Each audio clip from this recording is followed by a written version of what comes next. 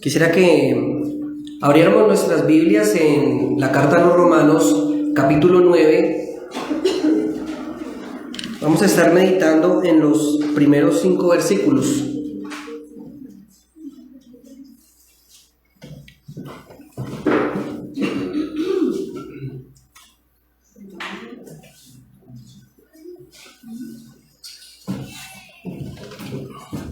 Bien. Vamos a leer primeramente el texto y posteriormente vamos a orar para que el Señor sea bendiciéndolo. Vamos a leerlo todos. Romanos capítulo 9, versículos 1 al 5, dice así: verdad digo en Cristo, no miento, y mi conciencia me da testimonio en el Espíritu Santo que tengo gran tristeza y continuo dolor en mi corazón, porque deseara yo mismo ser anatema, separado de Cristo, por amor a mis hermanos, los que son mis parientes según la carne, que son israelitas, de los cuales son la adopción, la gloria, el pacto, la promulgación de la ley, el culto y las promesas, de quienes son los patriarcas y de los cuales, según la carne, vino Cristo, el cual es Dios sobre todas las cosas, bendito por los siglos. Amén. Pueden tomar asiento.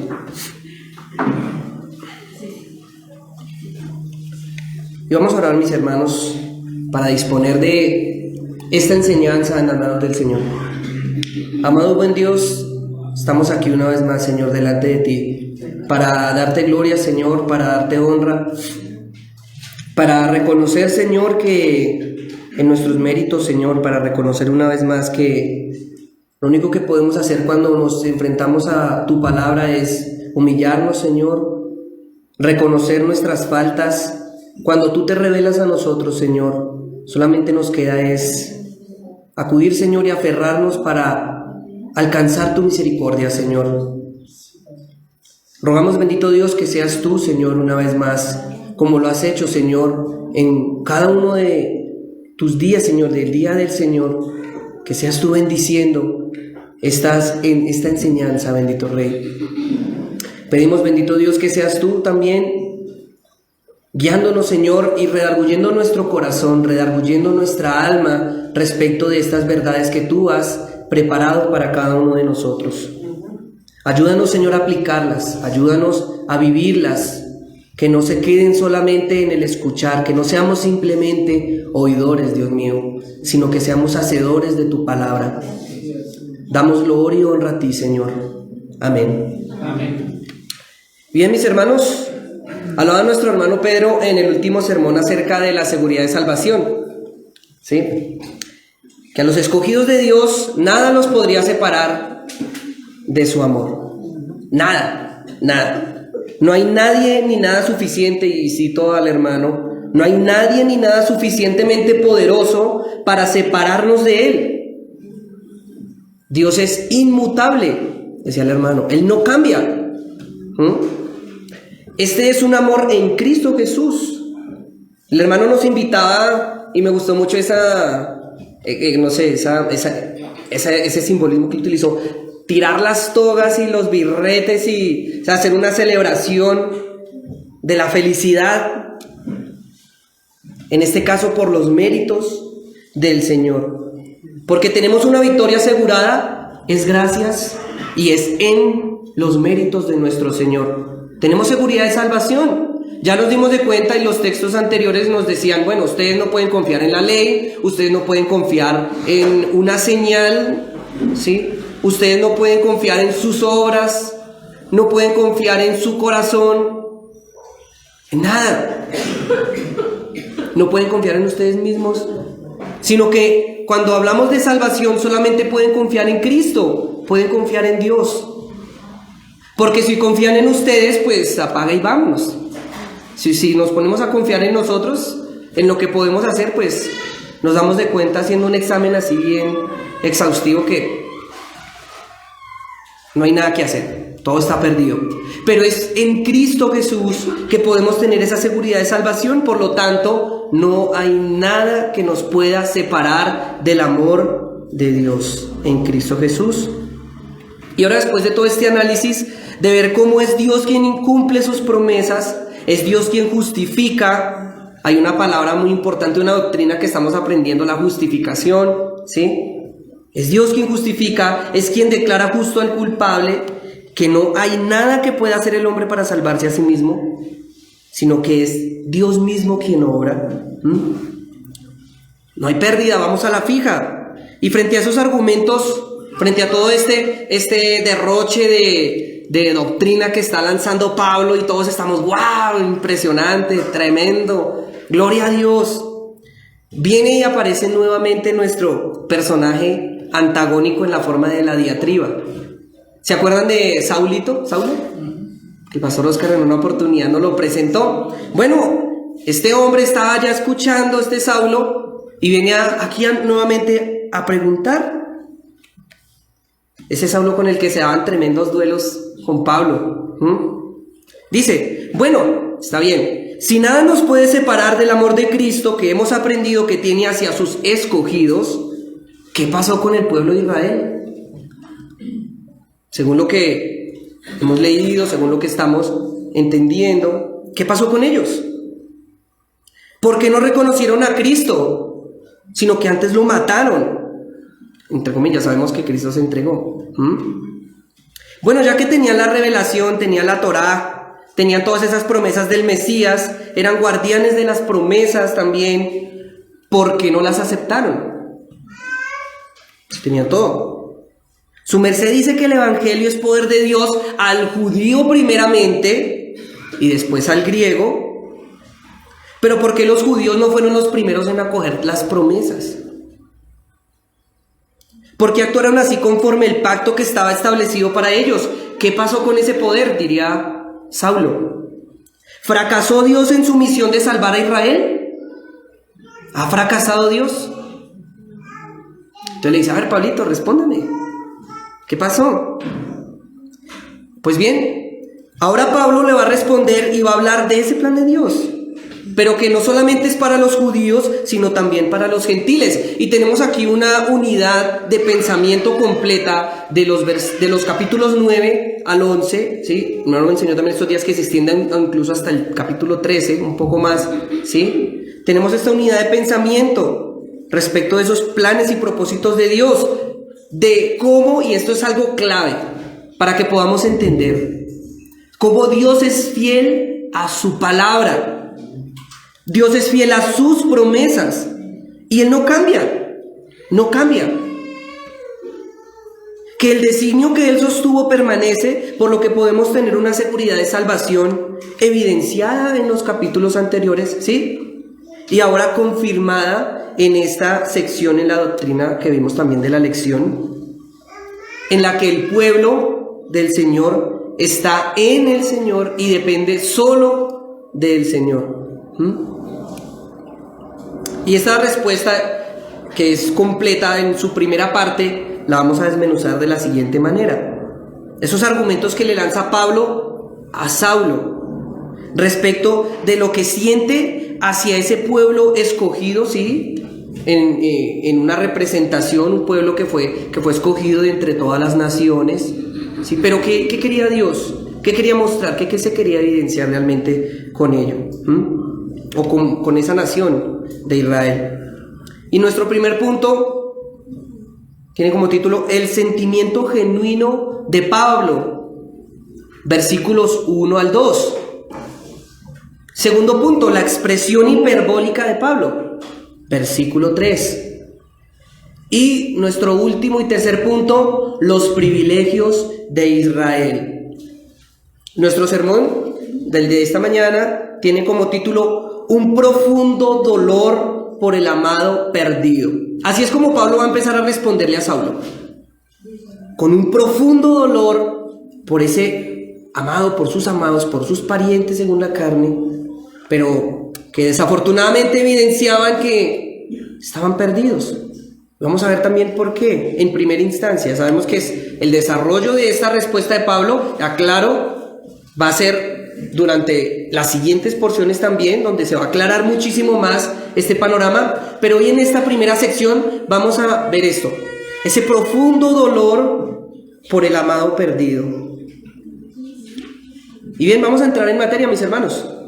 Primer punto. El sentimiento genuino de Pablo, versículos 1 y 2, vayan ustedes ahí a sus Biblias. Dice, verdad digo en Cristo y no miento, y mi conciencia me da testimonio en el Espíritu Santo que tengo gran tristeza y dolor en mi corazón. Lo primero que vemos aquí es una palabra. ¿Cuál es la primera palabra que dice Pablo? La palabra. Verdad. ¿Por qué Pablo le responde a Saulo en esta diatriba con esta palabra? Pues bien, Pablo está recurriendo a su conciencia y tal vez esa conciencia lo está llevando a pensar lo que antes pues venía diciendo los judíos, que les venía diciendo, miren, Dios les entregó la ley, ustedes no hicieron caso, ustedes que se mofaban y le decían a todo mundo que mire cómo es que se tiene que orar a Dios, pero ustedes contradecían lo que decían también, ¿sí? Venía Pablo como muy regañón con la nación de Israel, ¿sí? También examinaba su vida pasada y ahora mire, resulta que está en el otro lado del bando. Antes perseguía a los gentiles, pero ahora está con ellos, ahora es el apóstol a los gentiles. ¿Qué está pasando? Saulo le puede decir, usted es un traicionero de la nación, le podría decir antisemita. Usted era judío fariseo y ahora mírelo cómo se va con los gentiles. Para muchos Pablo era así, era un antisemita, enemigo de los judíos por predicar el evangelio de Cristo. Por eso fue que lo apedrearon también, lo azotaron 39 veces. Pero Pablo inicia diciendo también aquí, estoy unido a Cristo, miren, ¿verdad? Digo, en Cristo, Él me ha transformado, Él me ha cambiado, me ha confrontado con mi pecado y rebelión, y en esto que les voy a decir, aunque sí, pueden decir alguna cosa, pero no miento. A pesar de que sí, alguno podría decir, no has sido coherente como tu vida pasada, mira cómo eras. Como hablabas antes, no has sido coherente. Pero dice, quiero ser sincero con ustedes y recurro a mi conciencia examinada por el Espíritu Santo. Se está examinando a sí mismo, está diciendo. Por eso es que aclara, dice, verdad les digo, créanlas, créanme. Está diciendo, y dice ahí, después de decir, verdad digo en Cristo, esto es lo que siento. Y aquí voy a hacer un paréntesis, porque esto lo lleva a uno a examinarse. A mí me gustó mucho que Pablo empezó a examinarse él mismo. Y esto lo lleva a uno a hacer como una reflexión introspectiva, un poco aparte del tema, sí, pero pues también puede causar cierta intriga, y es darse cuenta que realmente hemos mentido, hemos sido mentirosos muchas veces. Muchas veces nuestra vida no ha sido consecuente también con lo que profesamos. Yo he mentido delante del Señor. Muchas veces cuando lo hacemos y mentimos no pensamos en la unión con Cristo. No consideramos al Espíritu Santo. Cuando hablamos, pecamos. Cuando actuamos y decimos que que somos creyentes, pero como dicen por ahí, de pana no lo somos. No lo somos.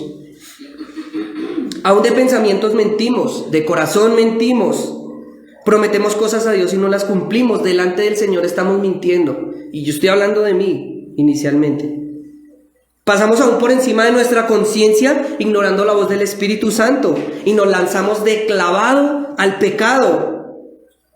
Cosa que Pablo aquí nos enseña, inicia esa respuesta de una manera correcta de pensar, hablar y actuar. Y yo públicamente pido perdón al Señor, porque al examinarme también encontré que ha habido mentira en mi corazón. Y es bueno que nosotros, cuando nos acerquemos, cuando hagamos algo, consideremos estas cosas, consideremos nuestra unión a Cristo y consideremos la voz del Espíritu Santo que está tocante allí, que no la ignoremos. Y con eso cierro el paréntesis. Pues bien, este sentimiento, ahora sí, volvemos. Ese sentimiento de reflexión introspectiva es en el que se encuentra Pablo, asincerándose con Dios y consigo mismo. Aquí se identifica con los israelitas y expresa un gran dolor y una gran preocupación por ellos, porque son incrédulos. Aquí, como él lo ha dicho antes en el capítulo 2, lo veíamos allí, dice: menosprecias las riquezas de su benignidad, paciencia y longanimidad, ignorando que su benignidad te guía al arrepentimiento. Eso es lo que le duele a Pablo. Es decir, la incredulidad de Israel no era un problema de conocimiento, según hemos aprendido durante todos estos capítulos, no era un problema intelectual. Ellos eran los duros de los duros en todo el planeta Tierra cuando hablar de cosas de Dios se trataba. Muchos de los reyes y de las naciones que estaban alrededor de Israel lo reconocían así. Por ejemplo, el rey Darío, ¿sí se acuerdan cuando Daniel fue librado del foso de los leones? Miren lo que decía: de parte mía es puesta esta ordenanza, que todo el dominio de mi reino, todos teman y tiemblen ante la presencia del Dios de Israel, porque Él es Dios viviente. Miren, el rey Darío diciendo esto. Él es el Dios viviente y permanece por todos los siglos de los siglos, y su reino jamás será destruido y su dominio perdurará hasta el fin. Miren incluso cómo los demás, los de afuera, veían a la nación de Israel privilegiados con un Dios tan poderoso, un Dios tan grande, que incluso muchos decían: uy, no, mis dioses quedan chiquiticos. Segunda de Crónicas capítulo 29 dice: y el pavor de Dios cayó sobre todos los reinos de la tierra cuando oyeron que Jehová había peleado contra los enemigos de Israel. Miren el nivel también de lo que consideraban. O veamos a Faraón, allá en Éxodo capítulo 29, versículo 27. Miren lo que dice: entonces Faraón envió a llamar a Moisés y a Aarón y les dijo: he pecado esta vez, Jehová es justo y yo y mi pueblo impíos. Miren el alcance. Los israelitas como nación eran grandemente privilegiados, pero Pablo estaba sorprendido de cómo apostataban de la fe, de cómo llegaron a rechazar incluso pedir, por el fastidio que les producía escuchar esas verdades, matar al Mesías, que lo crucifiquen, que lo crucifiquen. Pedía a gritos que acallaran al Señor. Y vemos que Pablo ratifica este argumento de un sincero dolor en estos 3 capítulos, y lo hace siempre al comienzo. Por eso está esa unidad de pensamiento. Siempre comienza así. Aquí en el capítulo 9, empezando, vemos que tiene un sincero dolor y una sincera angustia.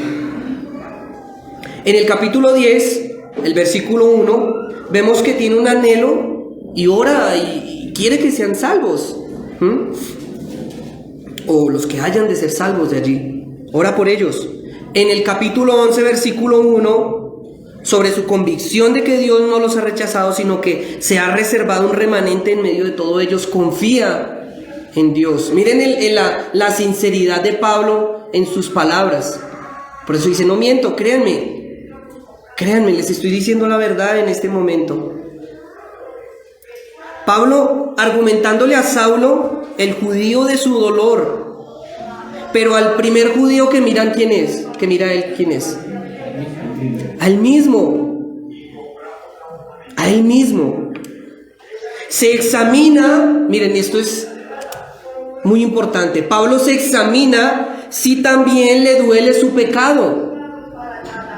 Él está pensando en los israelitas, pero dice, se examina, dice: no miento, mi conciencia me dice, en el Espíritu Santo, ¿sí? Se está examinando si también le duele su pecado, si ha fallado a Dios, para al estar con Cristo, si ha sido hallado en algo falto, correr y arrepentirse y no estar separado de Cristo por su pecado. Hecho este sentimiento introspectivo, ahí sí se fija también en el dolor del pecado de sus hermanos, de sus parientes según la carne. Y esa es una reflexión, mis hermanos, muy importante. Es una reflexión muy importante. ¿Sientes dolor tú por el perdido? ¿Sientes dolor por el perdido? ¿Me duelo por la falta de arrepentimiento del otro? Pensemos por un momento, mis hermanos, en las personas que más amamos. Pensemos en nuestros padres. Pensemos en los que tienen hijos también, que no han creído. Pensemos en nuestra familia, nuestros primos, tíos. Pensemos en nuestros amigos que no han creído. ¿Siento dolor por la incredulidad de ellos? ¿Por cómo rechazan al Señor? ¿Siento dolor porque veo que mi familia se está yendo al infierno? ¿Siento dolor por ese impío que ignora la voz de Dios? Si es así, pues qué bien, eso está bien, es un sentimiento noble, es bueno. Pero antes me he examinado y he sentido aún dolor por mi pecado, lo que me ha llevado a arrepentirme y llorar amargamente delante del Señor, al que he fallado, al que le he mentido de palabra, conducta y pensamiento. Dicho esto, vamos a entrar a nuestro segundo punto. El versículo 3. Dice, mis hermanos, leámoslo allí. Porque deseara yo mismo ser anatema, separado de Cristo, por amor a mis hermanos, los que son mis parientes según la carne. ¿Dónde está esa verdad? ¿Dónde está ese sinceramiento de Pablo? ¿Qué le está pasando? Pues bueno, ya lo hemos venido anunciando. Le duele en el amor que tiene hacia su pueblo que estén rechazando a Cristo. Le duele profundamente. Es tanta la tristeza genuina que tiene, que le sigue diciendo, hermanos, mi gente, mi raza, mi nación, mis hermanos, dice él. Pero miren, este es tan impresionante. Desearía yo mismo ser maldecido, ser anatema, y esa maldición a tal punto de ser separado de Cristo, si eso le hiciera bien a sus hermanos. Ahora, con esto, él no se está contradiciendo. Está hablando de algo que es imposible, porque él acaba de decir, nada nos podrá separar del amor de Cristo, ¿cierto? Y aquí dice, no, yo deseo ser separado, si es posible, de Cristo, ¿cierto? Entonces uno dice, ¿qué está pasando? Y el versículo 1 dice que está unido a Cristo, estoy en Cristo, y uno se le choca la cabeza. Pues aquí viene la explicación, la aclaración. Pablo entiende y ratifica que nada lo puede separar del amor de Cristo, ni siquiera sus deseos de ser separado de Cristo, si esto salvara a sus hermanos.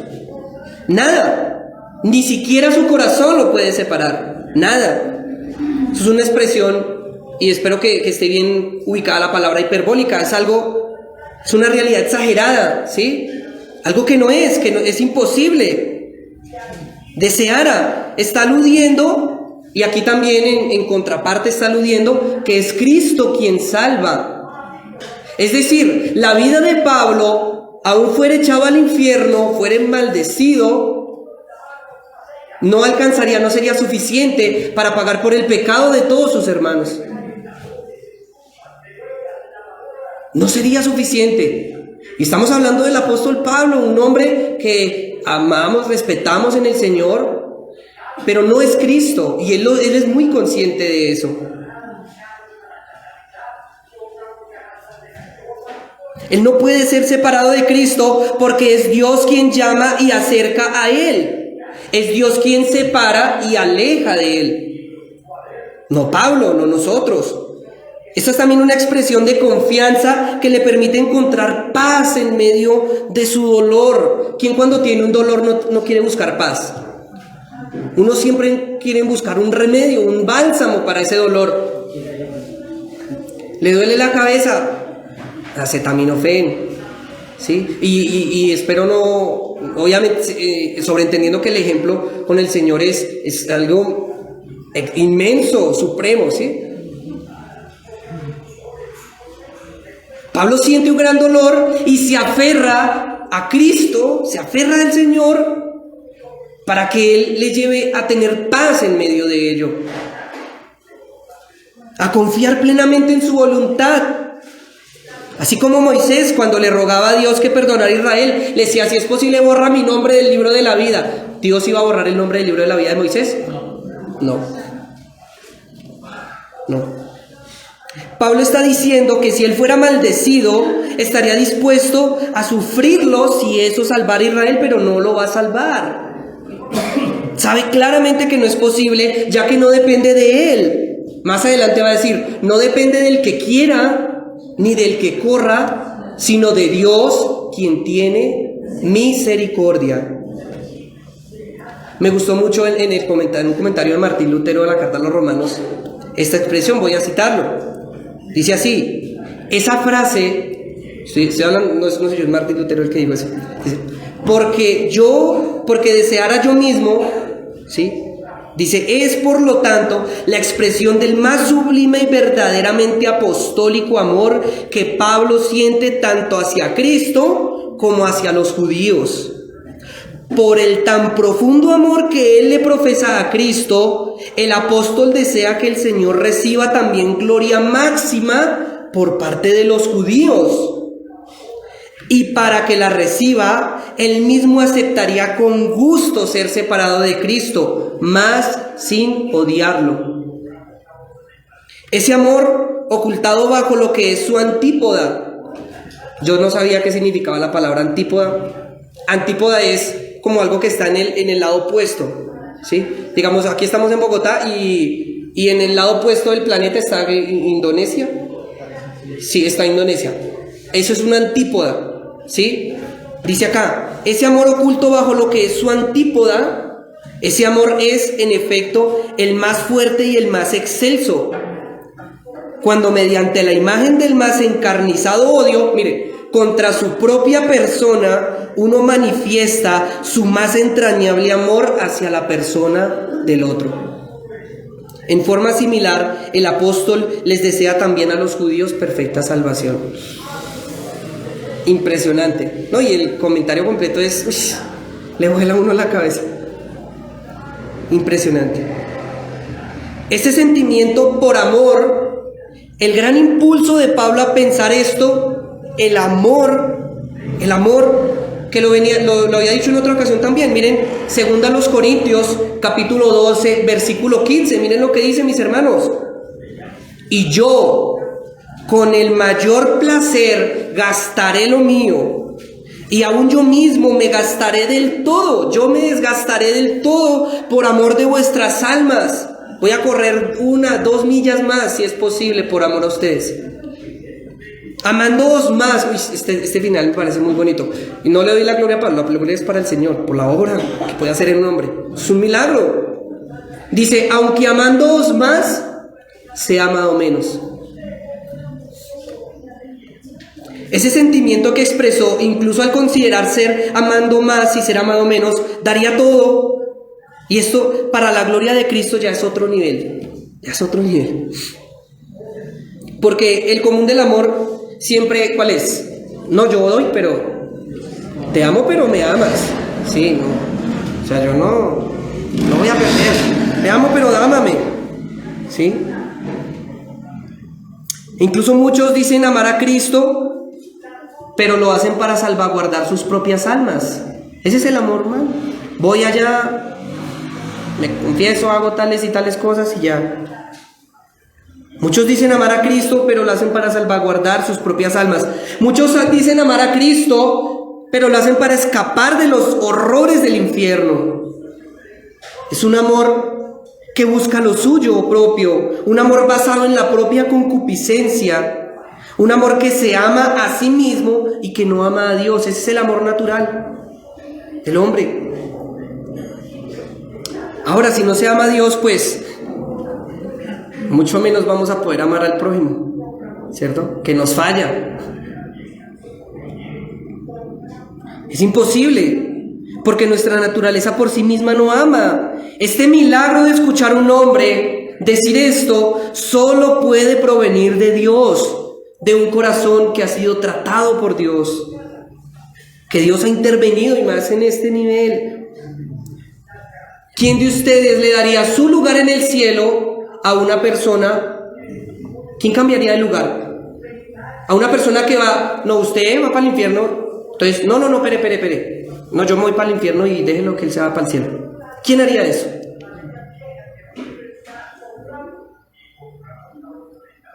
Yo me puse a echar cabeza y yo dije, uy, no, espere, no, tampoco hasta allá, ya es mucho, ¿sí? Y me avergüenzo en el Señor porque uno es duro, uno es egoísta, mi amor es egoísta. Pero ¿saben que sí? Sí hubo uno que lo hizo. Pablo sabe que en Cristo es una imposibilidad porque, como decía, nada lo puede separar de Cristo, pero sabe que solo Él puede salvar. Miren, hermanos, hubo uno que ya lo hizo. Cristo sufrió los peores horrores en el Calvario por amor a nosotros. Solo Cristo fue, miren esto, separado del Padre. Es el peor horror para un creyente, ser separado. Cristo fue separado del Padre, el peor de los peores castigos. Miren, tanto fue el sufrimiento de Cristo, tanto fue que Él se entregó y tomó el lugar del que merecía ser echado al infierno, al Hades y con todo y todo, que fue separado de Dios y emitió un grito de agonía en medio de ese sufrimiento. Miren, es que es muy bravo. Emitió un grito de agonía. Cristo, mis hermanos, fue declarado anatema por amor a ti y a mí. Por eso solo Él salva. Pablo no podía salvarlos, aunque le doliera. Solo Cristo podía salvarlos. Solo Cristo podía tomar el lugar perfectamente. Solo Cristo podía lavar de sus pecados. Solo Cristo podía entregar redención eterna. Solo Cristo. Ese hombre, 100% hombre, Cristo. Perfecto.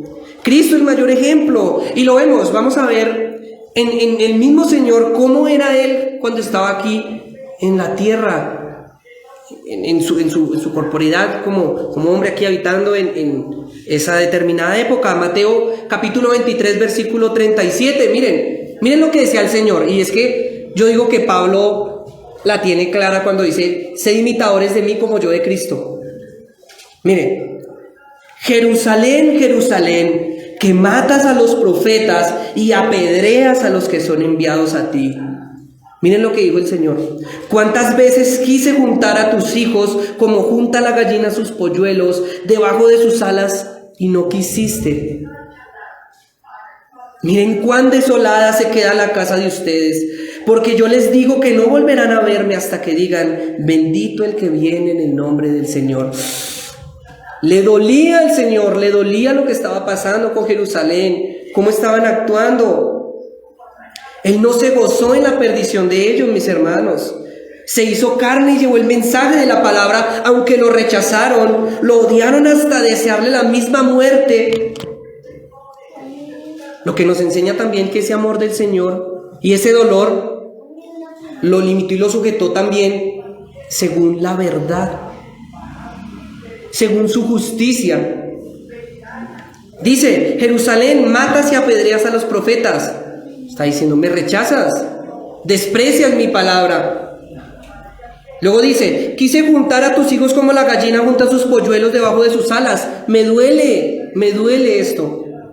Pero una vez más me rechazas. Dice ahí: no quisiste. Estamos en Mateo 23, 37. No quisiste. Por lo tanto, viene su justicia en medio de ese dolor expresado. ¿Sí? Dice: por lo tanto, no volverás a verme. Serás separada de mí. Nada más mira cómo estás desolada, dice ahí. Nada más mira cómo estás desolada. Serás separada de mí. Pero hace la aclaración también. Miren la justicia y la misericordia del Señor. Tan solo ese remanente me verá. Algunos de ese pueblo Él sabe. Los ha llamado, los ha escogido, que dirán: bendito el que viene en el nombre del Señor. Qué gran ejemplo que nos deja el Señor en esos versículos. Un dolor sincero, un amor, pero también una justicia, también una mesura en ello, ¿sí? El amor de Dios es un amor que se duele, pero que no pasa por encima de su justicia, porque Él es fiel a su palabra, mis hermanos. Él es fiel a su palabra. Él es fiel a lo que ya estableció desde antes de la fundación del mundo. Es amoroso, pero es justo. Y el apóstol Pablo vemos que ha aprendido esto de Cristo mismo. Por eso sabe que aunque daría todo por su nación, sus parientes, su gente, su raza, Dios es quien salva. Dios es amoroso pero justo y no cambia sus designios y su orden. Él es fiel a sí mismo. Por eso es que podemos confiar y encontrar paz plenamente en Él. Porque si Dios amara y fuera justo como nosotros, nuestra justicia es como el embudo. Así somos. Y bueno, ¿cómo Dios se mostró ante ese pueblo que ama? Hay pruebas, hay argumentos. Vamos a ver en este último punto de nuestro capítulo 9, versículos 1 al 5, esos privilegios que le fueron entregados. Y por lo tanto también el gran peso que también recae sobre la nación de Israel por haber rechazado a Cristo. Versículos 4 al 5, leámoslos, mis hermanitos. Versículo 4, miren, que son israelitas, de los cuales son la adopción, la gloria, el pacto, la promulgación de la ley, el culto y las promesas, de quienes son los patriarcas y de los cuales según la carne vino Cristo, el cual es Dios sobre todas las cosas, bendito por los siglos. Amén. Un segundo.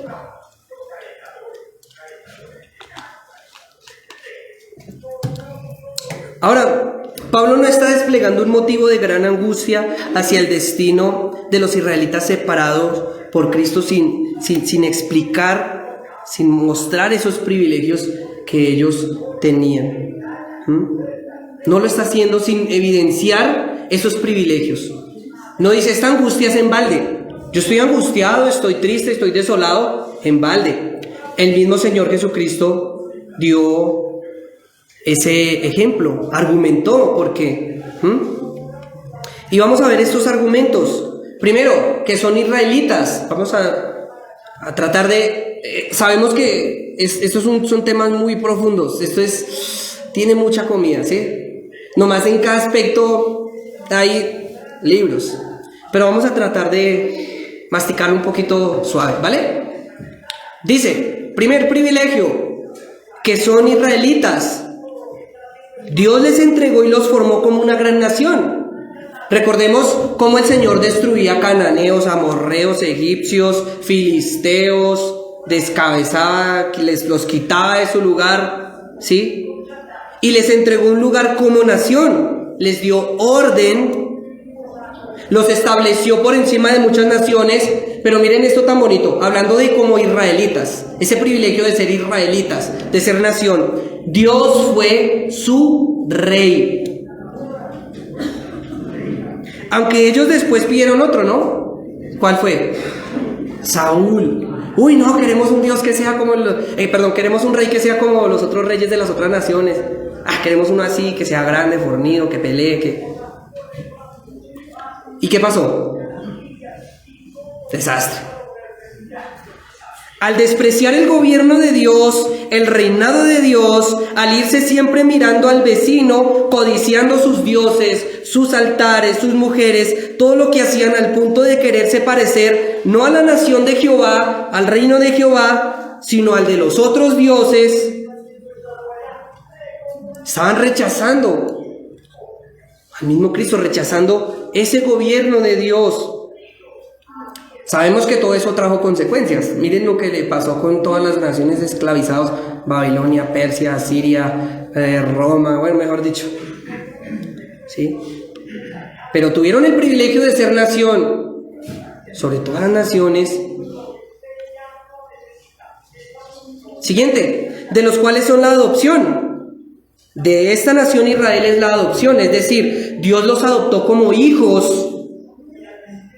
La única nación de todas las del planeta a la que llamó Dios mi hijo fue a Israel. Miren allí, si quieren, a mí me gustó mucho estas citas. Éxodo 4:22. Entonces dirás al faraón, el Señor ha dicho así, Israel es mi hijo, mi primogénito. También tenemos Deuteronomio capítulo 7, versículo 6. Porque tú eres pueblo santo para el Señor tu Dios. El Señor tu Dios te ha escogido para hacerle un pueblo especial más que todos los pueblos que están sobre la tierra. Fueron adoptados como hijos. Oseas capítulo 11, el primer versículo, miren. Cuando Israel era muchacho yo lo amé y de Egipto llamé a mi hijo. De ellos es la adopción, de aquí aprendemos este concepto. Nosotros también como iglesia, porque también hemos sido adoptados, ya vamos ahorita para allá. ¿Sí? Tenían un gran privilegio sobre las otras naciones de manera especial. Bueno, y uno diría, ¿qué tenían de especial los israelitas? Iguales que todos, idólatras, falso, mejor dicho, peleadores también, ¿sí? No tenían nada especial, pero Dios los escogió. Dios los escogió de medio, entonces los adoptó como hijos, les dice, tú eres mi hijo. La gloria, miren, el siguiente privilegio de Israel, la gloria. Y esta se refiere a la presencia física de Dios que estaba con ellos y que fue manifestada en el tabernáculo y más adelante en el templo. Éxodo 40:25, mírenlo allí, mis hermanos. Moisés no podía entrar en el tabernáculo de reunión porque la nube estaba sobre él y la gloria del Señor lo llenaba. Los israelitas como nación fueron el único pueblo del planeta que tuvo una presencia visible de Dios. En medio de ellos, Dios habitaba en medio de ellos. ¡Qué gran privilegio! Los pactos. Pablo aquí dice, mejor dicho, sí. Miren los pactos, miren mis hermanos, y quisiéramos este análisis. Cada vez que vemos estos privilegios, decimos, uy, sí, man, nos cogemos la cabeza a dos manos. Nos empieza a entrar la angustia que sentía Pablo. Nos empieza a dar taquicardia de pensar todos esos privilegios que hablaban del Mesías, pero miren lo que hicieron, cómo lo rechazaron. Los pactos, miren, hizo un primer pacto con Abraham, que haría de él una nación grande, allá en Génesis capítulo 17. Pero también hizo unas renovaciones y unas elaboraciones con Isaac, Jacob, Moisés y David. Este último, el pacto davídico, se refería a las promesas de Dios a David, que por medio de su descendencia vendría el Mesías. Le habló el profeta Natán. Segunda de Samuel capítulo 7, eso lo pueden encontrar allí. Se resume también en Primera de Crónicas, capítulo 17, versículos 11 al 14, y Segunda de Crónicas, capítulo 6, versículos 16. Es un pacto incondicional entre Dios y David. Esto es un diateque, no es un suntec. Diateque es un pacto que Dios establece con el hombre. Solamente pueden haber diateques de parte de Dios hacia el pueblo, porque un sunteque sería como el de David y Jonatán, ¿sí? Está esa gran diferencia, y bueno, y eso lo vemos evidenciado también en esos textos, que cuando hablan estos pactos es un diateque, ¿sí? Es un pacto incondicional, que tiene veracidad, que se cumple, porque no es un pacto entre hombres. David y Jonatán se murieron y hasta ahí llegó el pacto. ¿Por qué? ¿Cierto? Pero Dios es eterno, Él permanece para siempre. Dios prometió a David y a Israel que el Mesías Jesucristo saldría de ese linaje de la tribu de Judá y establecería un reino que permanecería para siempre. Ese fue el propósito desde siempre de Dios. Pero decía, no, nación, algo terrenal. No. Siguiente, la ley, para avanzar un poco más rápido. La ley mosaica le fue dada a la nación de Israel. Miren allá, capítulo 19 de Éxodo, versículo 5. Leemos. Ahora pues, si dais oído a mi voz y guardáis mi pacto, vosotros seréis mi especial tesoro sobre todos los pueblos, porque mía es toda la tierra. Luego en el capítulo 31 de Éxodo, versículo 13, dice, tú hablarás a los hijos de Israel y les dirás, en verdad vosotros guardareis mi día de reposo, porque es señal entre mí y vosotros por vuestras generaciones, para que sepáis que yo el Señor os santifico. Aquí está hablando cuando entregaba a todos los, les estaba entregando la ley o la revelación, que hoy sabemos que Dios estaba mostrando quién era Él, en su esencia, un Dios santo. Él les estaba diciendo, vengan, miren, yo me acerco a ustedes, este soy yo, miren, en la ley, este soy yo. ¡Qué gran privilegio! El culto. Fascinante, fascinante lo que estaba haciendo el apóstol Pablo acá. El culto, miren, todo esto tenía que ver con la adoración del tabernáculo y el templo. Ellos serían un reino de sacerdotes. Éxodo capítulo 19, versículo 6. Miren lo que dice. Vosotros me seréis un reino de sacerdotes y gente santa. Estas son palabras que dirás a los hijos de Israel. Mis hermanos, el mismo Dios les enseñó cómo quería ser adorado, cómo debía ser el sacerdocio, cómo debían ser los rituales. Pero miren lo bonito, Dios tan hermoso. A través, y eso lo estudiamos, ¿se acuerdan cuando tomamos todo el Pentateuco y todo eso? A través de esos mismos rituales, cultos, Dios les estaba enseñando de manera pedagógica también sus planes y sus propósitos. Por ejemplo, en la expiación, ¿sí? Hablando de la obra que vendría a ser el Señor Jesucristo, todo era pedagógico. El hermano Juliano dice, con plastilinita, ¿sí? Algo que no se les fuera a olvidar. Les entregó un culto. Las promesas. Vemos en el Antiguo Testamento también que les dio muchas promesas. Génesis capítulo 12, versículos 1 al 3. El Señor había dicho a Abraham, vete de tu tierra y de tu parentela a la casa de tu padre, a la tierra que yo te mostraré, y haré de ti una nación grande, te bendeciré, engrandeceré tu nombre y serás bendición. Estoy haciéndolo un poco más rápido para poder avanzar. Me disculpan si voy corriendo mucho, mis hermanos. Bendeciré a los que te bendigan y a los que te maldigan maldeciré, y serán benditas en ti todas las familias de la tierra. Miren las promesas que fueron entregadas a ellos. Y ahora vemos en Josué capítulo 1 versículo 2. Mire lo que le decía el Señor: mi siervo Moisés ha muerto, ahora pues levántate y pasa este Jordán, tú y todo este pueblo, a la tierra que yo le doy a los hijos de Israel. Pero la mayor promesa, la mayor confianza y la mayor revelación fue la promesa del Mesías, que vendría como rey, que sería su sacerdote y que sería su profeta. Esa era la mayor promesa, la más linda. Era la promesa que culminaba y completaba todo. Porque si esa promesa no estaba allí, de esa revelación de ese Mesías, todas las promesas estarían invalidadas.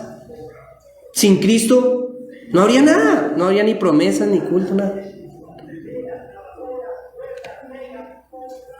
Él se había prometido que sería su rey, su sacerdote. Lo vemos en Hebreos, ya no tendrían que ofrecer más sacrificios, sino Cristo ofrecería un sacrificio una vez y para siempre. Su profeta, ¿sí? El verbo hecho carne. Y tenemos la última, para mí es la última en estos términos, me disculpan mis hermanos, los patriarcas. Cuando hablamos de los patriarcas tenemos que pensar automáticamente en Abraham, Isaac y Jacob, ¿sí? Que son los primeros padres, pero aún más allá, el Señor les entregó, transformó y forjó y cambió de ahí en adelante, por ejemplo, los progenitores de las 12 tribus, ¿sí? Fueron las bases, muchos cimientos de esa nación. Moisés, y también en la figura de Moisés Dios estaba mostrando a Cristo, era un prototipo del Señor, ¿sí? Sí es prototipo. Eso. Josué, Samuel, sacerdote. David, un rey. Siempre el Señor estaba enseñándoles, miren, esta es mi voluntad, esta es mi revelación.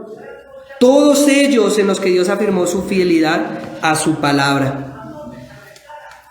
Pero ahora, si seguimos el hilo del texto, vamos a ver el más grande e importante privilegio. ¿Cuál es? Cristo. Según la carne vino Cristo, el cual es Dios sobre todas las cosas, bendito por los siglos. Amén. Cristo en carne, de esto no hay ninguna duda. Juan capítulo 1, versículo 14, dice: y el Verbo se hizo carne y habitó entre nosotros, lleno de gracia y verdad, y vimos su gloria, gloria del unigénito del Padre. Incluso Mateo, hablando de esa corporeidad, de esa carne del Señor, Mateo nos describía la genealogía hasta Abraham, ¿sí? O sea, tuvo una ascendencia. Y Lucas también. Lucas va hasta Adán, ¿cierto? En esa genealogía. ¿Sí? Juan Calvino dice lo siguiente: si honró a toda la raza humana cuando se conectó con ella al compartir su naturaleza, mucho más honró a los judíos con los que deseaba tener un íntimo vínculo de afinidad. Todo el planeta Tierra fue honrado al recibir al Dios Creador Supremo, a Cristo, el Verbo hecho carne, quien sustenta todas las cosas con su mano. Toda la raza humana fue privilegiada. Pero más aún, los judíos, porque de ellos, según la carne, venía el Mesías. Miren el privilegio. Pero Pablo no se queda aquí. Sigue diciendo: es Dios sobre todas las cosas. Lo que vemos que es 100% Dios y 100% hombre. El artículo que nos correspondía en el discipulado esta semana, buenísimo, buenísimo. Aunque trae la traducción de la Biblia de las Américas, ¿sí? Pero como ya lo leímos, ¿cierto? Se explica totalmente que no está hablando en este caso del Padre, sino que está hablando desde Cristo, del Hijo. Está hablando del Hijo. Cristo, el Hijo, es Dios. Y Cristo, el Hijo, es hombre, 100%. Gálatas 4:4. Pero cuando vino el cumplimiento del tiempo, Dios envió a su Hijo, nacido de mujer y nacido bajo la ley. Miren, la preexistencia de Dios, de Cristo. Filipenses 2:6, el cual, siendo en forma de Dios, no estimó el ser igual a Dios como cosa a que aferrarse. Tiene forma de Dios, es igual a Dios. ¿Sí ven? Clarísimo. Colosenses 2:9, porque en él habita, es buenísimo, porque en él habita corporalmente toda la plenitud de la deidad. No sé dónde estaban los testigos de Jehová, los arrianos, no sé qué estaba leyendo, pero esto es clarísimo, clarísimo. Todas estas y más expresiones le dan todos los méritos y honores de Dios, y al cual debemos nosotros también entregar toda nuestra adoración completa. Termina diciendo: alabado sea por siempre, amén. Está hablando de Dios en la persona del Hijo, quien fue en el consejo eterno destinado para que tomara forma de carne y ejecutara la redención, diferente a como en el capítulo 1 que habla del Creador, y también dice: bendito sea por los siglos, amén. ¿Sí? Está hablando del Hijo, aparte. Sería una redundancia si lo hiciera 2 veces. Aquí está muy claro. Cristo vino según la carne de los judíos, ¿sí? Como hombre, y eso les dio un grande privilegio, un gran honor a los israelitas, ¿sí? Pero más aún también sabiendo que era 100% Dios el que estaba habitando en medio de ellos. Aquí vemos en esta alabanza, y la notamos también en Hebreos capítulo 13, versículo 21. Dice: os haga aptos en toda buena obra para que hagáis su voluntad, haciendo Él en vosotros lo que es agradable delante de Él, por Jesucristo, al cual sea la gloria por los siglos de los siglos. Amén. Miren lo que dice Hebreos. ¿A quién se le puede dar gloria por los siglos de los siglos? ¿A un hombre? Un hombre puede recibir gloria aquí si vive 70, 80 años, pues hasta ahí le acabó el reinado. Su gloria. Pero Cristo tiene una gloria y una adoración, una exaltación por los siglos de los siglos. Es una doxología al Cristo que es Dios hombre. Él es el Dios hombre. Charles Cranfield, espero haberlo pronunciado bien, dice lo siguiente: no hay una base adecuada alguna para negar que aquí Pablo sostiene que Cristo, quien en lo que hace a su existencia humana era de raza judía, es también Señor sobre todas las cosas y por naturaleza Dios bendito para siempre. Bien, mis hermanos, ahora ya vimos todos estos privilegios. Sí, no se me duerman, por favor.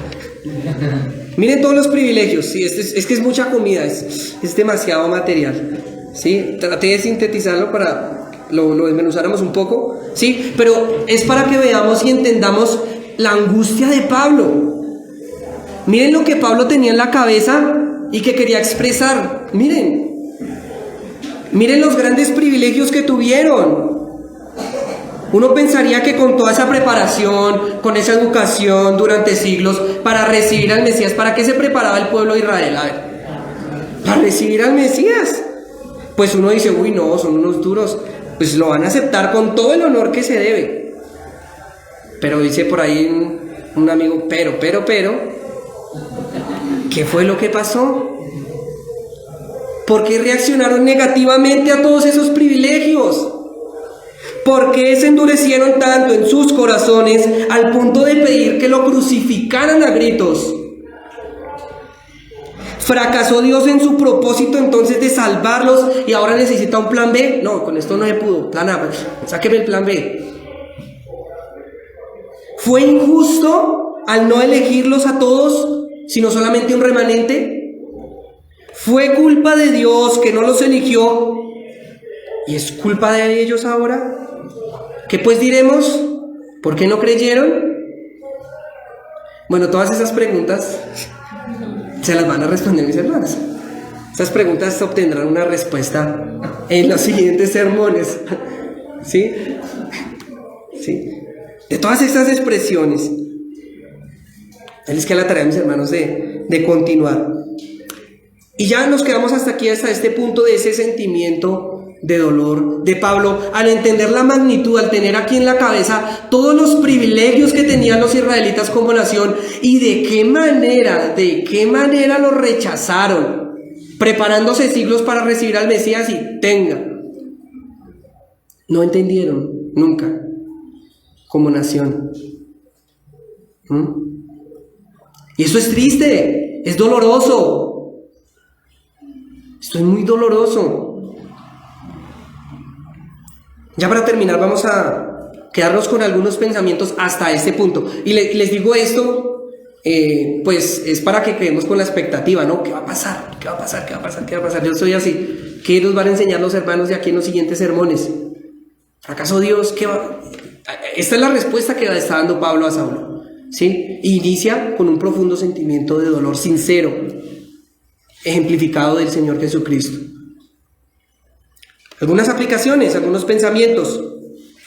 Es importante, mis hermanos, mire, y ahora sí me gustaría que nos centráramos bien, ya vamos a terminar. Es importante y es muy bueno dolerse por ver a los seres amados perderse, que están siendo separados de Cristo. Pero antes de esto, debo analizarme si yo me estoy doliendo primero por mi pecado, si me estoy arrepintiendo genuinamente de él, porque también en esa falta de arrepentimiento estoy mostrando rechazo a Cristo.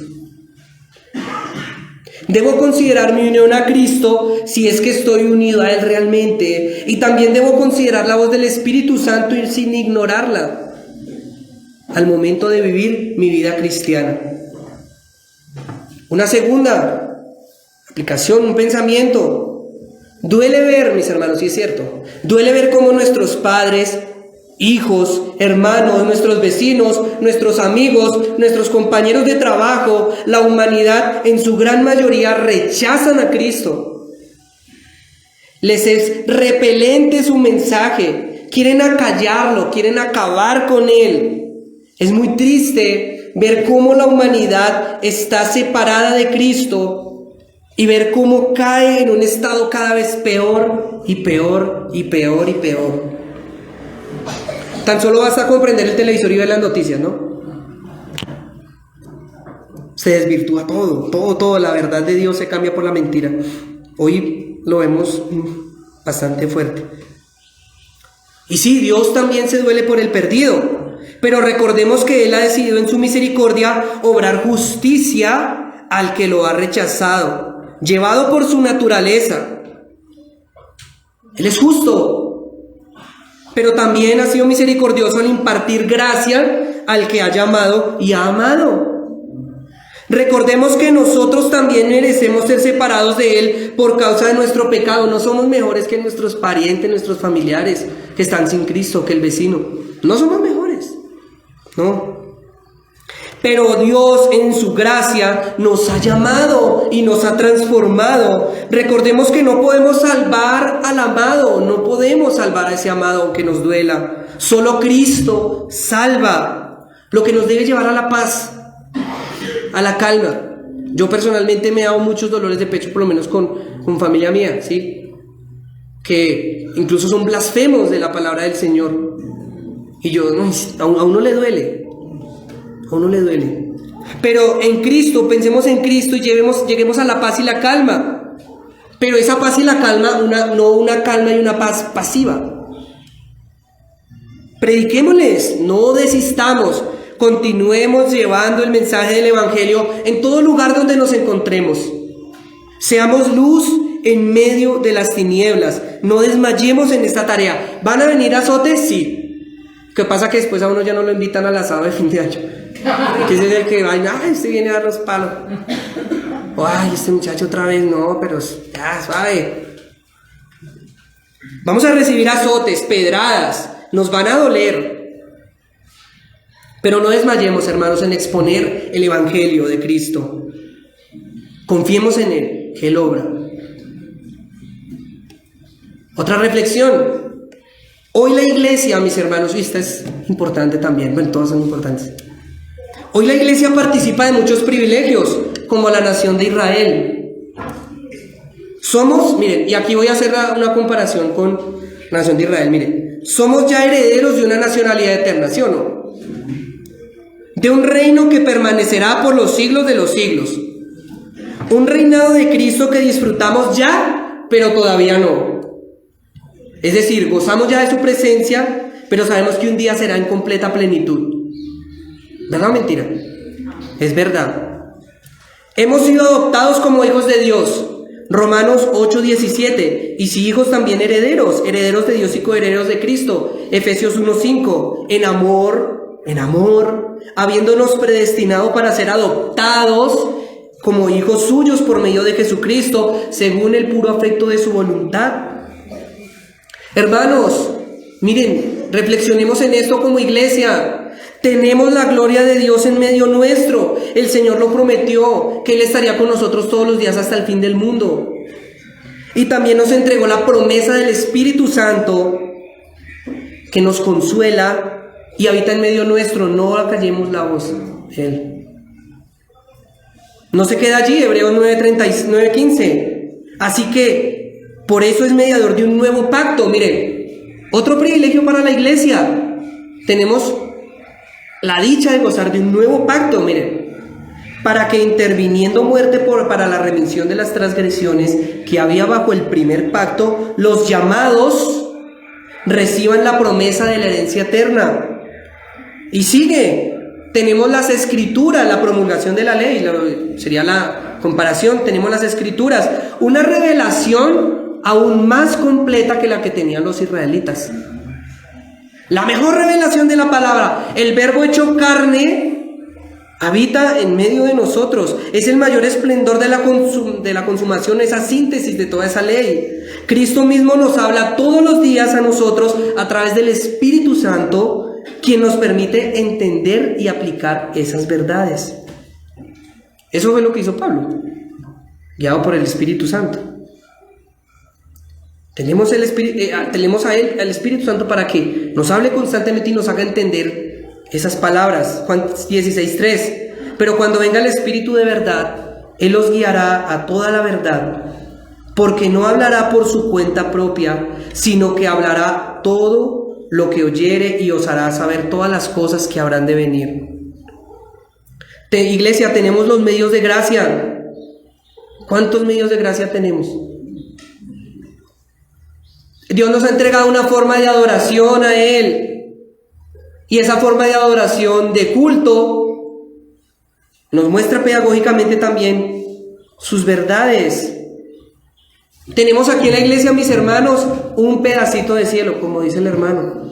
Qué gran privilegio, pero que tristemente muchas veces menospreciamos. Se nos ha permitido adorar en medio de la congregación de los santos. Poseemos las promesas de la herencia eterna, de estar unidos al Señor sin límite. Pero también aquí en la tierra se nos ha prometido paz en medio de las tribulaciones, porque el Señor ha estado en medio nuestro, nunca nos ha dejado. El Espíritu Santo ha estado allí como fue prometido. Se ha cumplido cada uno de esos privilegios. Nos da esperanza, nos vigoriza, nos da fuerzas todos los días. El Señor estableció los profetas, ¿sí?, los apóstoles para poner un fundamento, así como fueron los patriarcas para los israelitas, ¿sí? Hoy tenemos el fundamento de ellos que el Señor nos dejó para que no nos desviemos, para que seamos edificados, consolados, confortados. Pero mis hermanos, ¿qué piensan ustedes de todos estos privilegios que gozamos? Impresionante, ¿no? Con esto ya nomás uno diría, uy, no, ¿cómo va a rechazar a Cristo? Y ese es el más grande privilegio de la iglesia, Cristo mismo. Que como en Efesios capítulo 2 versículo 25 dice así: amó a la iglesia y se entregó a sí mismo por ella. Hermanos, tenemos a Cristo. Tenemos a Cristo que padeció y sufrió los peores castigos. Fue separado del Padre a causa de ella, de la iglesia. Hoy intercede por la iglesia. Cristo que resplandece con su luz, que es paciente, amoroso, benigno, que nos perdona, que nos limpia, que nos lava, que nos tiene paciencia todos los días. Pero ese mismo Cristo, iglesia, que rechazamos con nuestro pecado, lo rechazamos. Porque ¿de qué nos sirve participar de todos esos privilegios anteriores? Pero si estamos acá de cuerpo presente pero mente ausente. ¿De qué nos sirve venir y sentarnos en la iglesia sabiendo que hay una herencia eterna, pero nos parece aburrido la vida en Cristo? Nos parece aburrido disfrutar de su presencia. ¿De qué nos sirve creernos que somos hijos de Dios, pero nos rebelamos contra todo lo que Él habla? Así como lo hicieron los israelitas también. ¿De qué nos sirve tener aquí tan cerquita la gloria de Dios mismo si estamos lejos de ella? Si la repelemos. ¿De qué nos sirve participar, entre comillas, de los cultos y la adoración y cantar y entonar himnos y escuchar por los siglos de los siglos el mensaje de los sermones? Escuchar todas las promesas que Dios tiene, pero no quiero ser de Él. Mi corazón está cada vez más lejos, más endurecido. ¿De qué sirve todo? ¿De qué sirve hasta sentirme mal porque mi familia no recibe a Cristo? ¿De qué me sirve? ¿De qué me sirve sentirme mal porque el vecino se la pasa tomando y el vecino me hace bulla y ay no, que Dios tenga misericordia de él? ¿De qué sirve todo eso? Si yo mismo no creo y rechazo a Cristo, aún participando de todos estos privilegios. Mis hermanos, y todos aquellos que escuchan, reflexionemos en esto y corramos a la cruz. Hay perdón, está cerca. Vamos a la cruz sin desmayar. Prediquémosle con dolor genuino por sus almas a todo el que se encuentre con nosotros. Oremos y no desmayemos. No ignoremos la voz de Dios, así como no queremos que los demás la ignoren.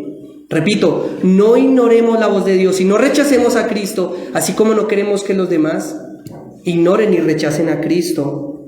Ese es el tiempo para velar, hermanos, para perseverar en la fe, porque el Señor está pronto a venir. Y estamos preparándonos para recibir al Mesías. Estamos igual, estamos ahí, escuche, adoración, tenemos las promesas, tenemos todo, los cultos. Estamos preparándonos para ello. Y el Señor está pronto a venir. No tarda, hermanos. Amén. Y termino con Lucas 18:8. Hablando de los escogidos de Dios, os digo que pronto les hará justicia. Pero cuando venga el Hijo del Hombre, ¿hallará fe en la tierra? Oremos. Bendito y amado Señor, te damos muchas gracias por tu palabra santa, perfecta. Gracias por este privilegio que nos has entregado, Dios mío.